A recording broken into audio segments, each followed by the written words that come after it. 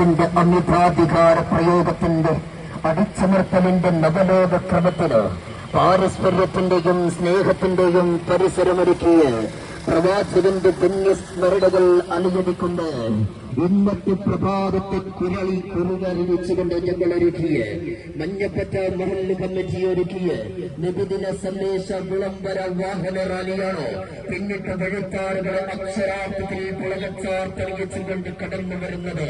ആശീർവദിക്കുക, അനുഗ്രഹിക്കുക, അനുമോദനത്തിന്റെ 1000 പൂച്ചെണ്ടുകൾ അർപ്പിക്കുക. പ്രിയമുള്ളവരെ, സന്തോഷത്തിൻ പൂക്കൾ വിരിയും മാസമിതാണ്, ഉരുങ്ങോ മനസ്സകത്ത് വിടരും വിദിന മധുരമിതാണ്.